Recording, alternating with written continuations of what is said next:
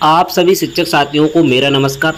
साथियों, बड़ी अपडेट आ रही है कि जिले के अंदर जो समायोजन की प्रक्रिया चल रही थी उसकी नई समय सारणी फिर से जारी कर दी गई है। जी हाँ साथियों, अब जो है फिर से एक नई समय सारणी जारी कर दी गई है और किस प्रकार से ये प्रक्रिया की जाएगी, सारे निर्देश जो है जारी कर दिए गए हैं और जो है काफ़ी लंबी जो है समय सारणी इस बार जारी की गई है, क्योंकि हाईकोर्ट में जो सुनवाई हुई थी उसमें हाईकोर्ट ने कहा था कि आप जो है इस प्रोसेस को बहुत ही फास्ट तरीके से कर रहे हैं और ऐसा लग रहा है कि आप काफ़ी जल्दबाजी में, जिसको लेकर के अब जो है फिर से एक नई समय सारणी जो है इस समय जारी की गई है और जो है इसमें सभी डेटों को जो है फिर से रिवाइज़ किया गया है और नए तरीके से जो है अब फिर से जो है सूचियां बनाई जाएंगी और लिस्ट जारी की जाएगी। तो चलिए देखते हैं पूरी अपडेट किस प्रकार से ये समय सारणी जो है समायोजन की जारी की गई है।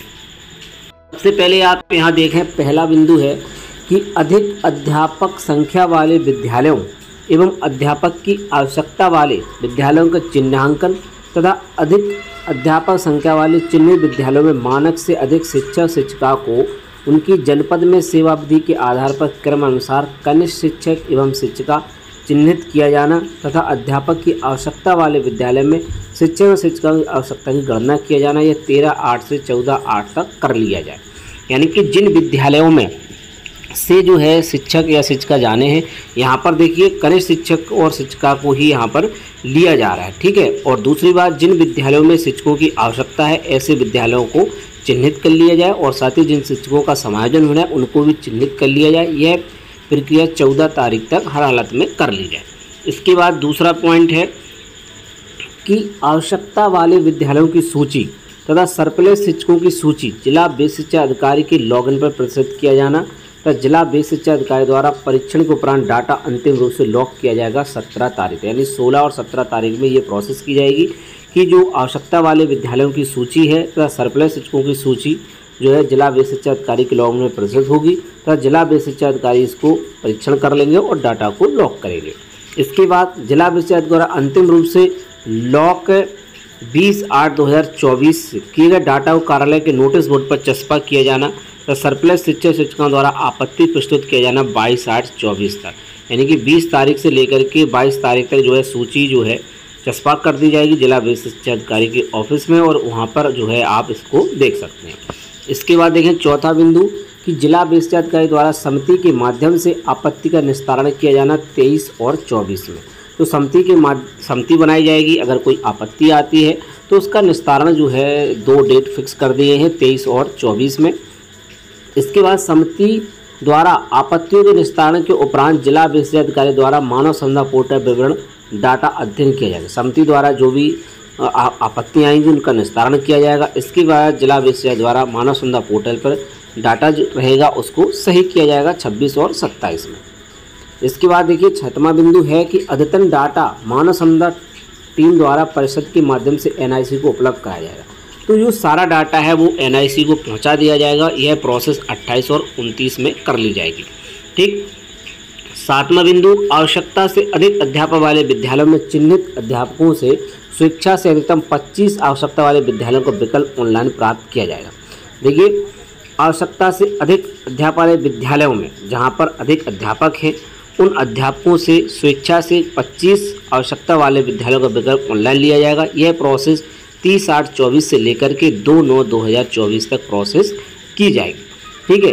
तो शिक्षकों को जिनका समायोजन होना है उनका सरप्लस की लिस्ट में नाम आ जाता है, उनको जो है 30 तारीख से 2 तारीख तक जो है उनको ऑनलाइन विकल्प प्रदान किए जाएंगे, यानी कि 25 विकल्प उनको प्रदान किए जाएंगे। इसके बाद जिला बेसिक शिक्षा अधिकारी द्वारा प्राप्त ऑनलाइन आवेदनों को ऑनलाइन पोर्टल के माध्यम से सत्यापित किया जाएगा 3/9/24 तक। इसके बाद राष्ट्रीय सूचना विज्ञान केंद्र उत्तर प्रदेश लखनऊ द्वारा विकसित सॉफ्टवेयर के माध्यम से आवश्यकता से अधिक अध्यापक वाले विद्यालयों में चिन्हित अध्यापकों की प्राप्त विकल्प के आधार पर समायोजन की सूची जारी की जाएगी 4/9/24 से 7/9/24 तक, यानी कि जिनको जो विद्यालय आवंटन कर दिए जाएंगे उनकी लिस्ट जो है 4 तारीख से 7 तारीख तक जारी कर दी जाएगी।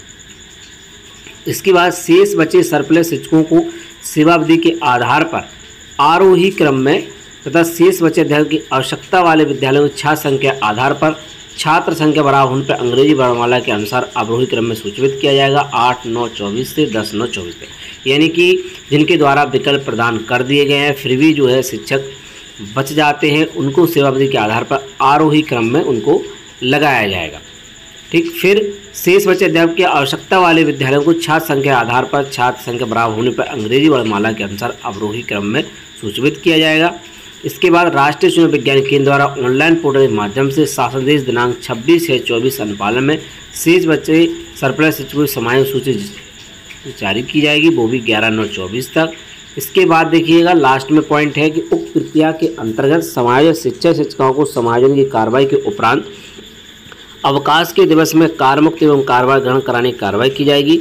समस्त जिला शिक्षा अधिकारियों द्वारा यह सुनिश्चित किया जाएगा कि उक्त कार्रवाई में किसी भी दशा में छात्रों का शैक्षिक हित प्रभावित ना हो। तो समायोजन होने के बाद जो है कार्यमुक्ति और कार्यभार ग्रहण की प्रक्रिया जो है अवकाश के दिनों में की जाएगी, ऐसे निर्देश भी इसमें जारी कर दी गए। तो पूरी देखिए समय सारणी फिर से जारी कर दी गई है और इसमें जो मेन पॉइंट्स जो कि थे कि जो है किस प्रकार से प्रोसेस की जाएगी। देखिए प्रोसेस वही है, कनिष्ठ शिक्षक और शिक्षिका को ही जो है लिया जा रहा है और जिले में नियुक्ति के आधार पर ही उनको जो है उसमें छांटा जाएगा और प्रोसेस जो है वो सेम है, बस इसमें थोड़ा सा क्या है कि समय इसको बढ़ा दिया गया है 13/8/24 से 14/8/24 तक इस प्रकार से। इसके बाद 16 और 17 फिर 20 और ऐसे ऐसे करके पूरी प्रोसेस बताई गई है और 11/9/2024 तक जो है इस प्रोसेस को लिया जा रहा है। जिस प्रकार से समाचार पत्रों में अपडेट जो है आपको मिल गई होगी कि इस प्रकार से जो है 11 तारीख के बाद जो है समायोजन किया जाएगा। इस प्रकार की न्यूज़ें जो है लगातार वायरल हुई थी और अब जो है ये समय सारणी भी देखिए जारी हो चुकी है। अगर आपके इस संबंध में कोई भी डाउट है तो आप कमेंट करें। फिलहाल देखिए ये प्रोसेस तो हो रही है लेकिन साथ ही साथ जो है 14 तारीख को इसकी सुनवाई है। अब इसमें मामला वही है कि कनिष्ठ का समायोजन होना चाहिए कि सीनियर का होना चाहिए, यानी कि वरिष्ठ का हो जाना चाहिए। तो इसको लेकर के देखिए यहाँ पर जो समय सारणी जारी हुई है इसमें तो यह कह दिया गया है कनिष्ठ शिक्षक और शिक्षिका को चिन्हित किया जाएगा। इसमें जो है सीनियर शिक्षक का कहीं पर भी जो है नाम नहीं है कि किसका समायोजन होगा। तो यहाँ पर स्पष्ट कर दिया गया कि कनिष्ठ शिक्षक शिक्षिका को ही चिन्हित यहाँ पर किया जाएगा।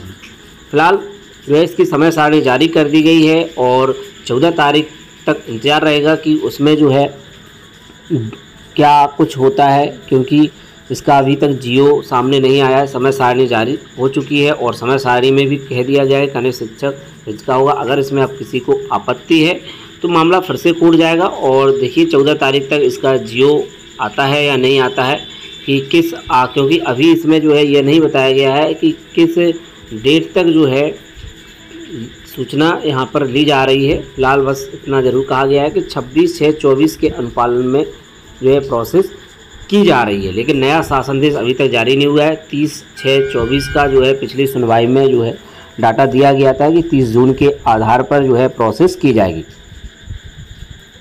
लेकिन जो है और अन्य कोई बदलाव नहीं है, कनिष्ठ शिक्षक का ही हो रहा है। बाकी सब चीज़ें सेम ही है, बस प्रोसेस को थोड़ा सा लेंथी कर दिया गया है।